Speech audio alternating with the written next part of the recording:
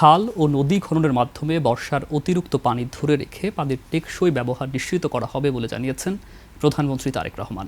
দিনাজপুরে খাল খনন কর্মসূচির উদ্বোধনী অনুষ্ঠানে কথা বলেন তিনি। আগামী ৫ বছরে ৩০,০০০ কিলোমিটার খাল খননের পরিকল্পনার কথাও জানান প্রধানমন্ত্রী।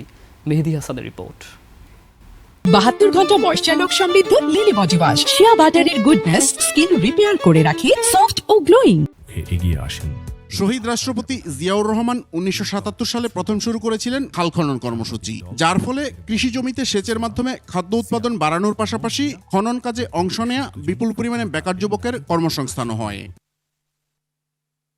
প্রধানমন্ত্রী তারেক রহমানও হাঁটলেন পিতার পথেই। দিনাজপুরে আনুষ্ঠানিক উদ্বোধন করলেন খাল খননের। বক্তব্য দিতে গিয়ে বলেন, ৪ দশকে দেশের বেশিরভাগ খাল, এমনকি অনেক নদীও ভরাট হয়ে গেছে। এগুলো খননের মাধ্যমে পানি প্রবাহ নিশ্চিত করা হবে, ফলে বাড়বে কৃষি উৎপাদন।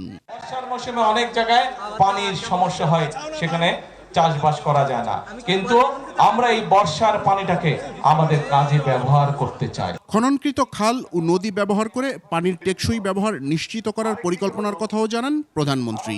মাটির ভিতরে যে পানিটা আছে সেই পানিটাকে রিজার্ভের মতন আমাদের রেখে দিতে হবে, যাতে ভবিষ্যৎ প্রজন্মের জন্য যদি প্রয়োজন হয় তাদের যাতে কাজে ব্যবহার করা যায়। এবং আমাদেরকে মাটির উপরে যেই পানি আছে সেই পানিটা যতটুকু সম্ভব সৎ ব্যবহার করা যায় সুন্দরভাবে পরিকল্পনা করে খাল খনন করে নদী খনন করে আমাদেরকে মাটির উপরের পানিটা ধরে রাখতে হবে। মধ্যপ্রাচ্য সংকট ও প্রবাসীদের সমস্যার কথাও উঠে আসে প্রধানমন্ত্রীর বক্তৃতায়। মধ্যপ্রাচ্যে যে আমাদের অনেক ভাইরা আছে ওখানে চাকরি বাকরি করে, তাদেরকে নিয়ে আমরা টেনশনে আছি যে কখন আল্লাহ না করুক কিছু যদি হয়ে যায় কারো। তারেক রহমান বলেন, মানুষের ভাগ্য পরিবর্তন করাই বিএনপির লক্ষ্য।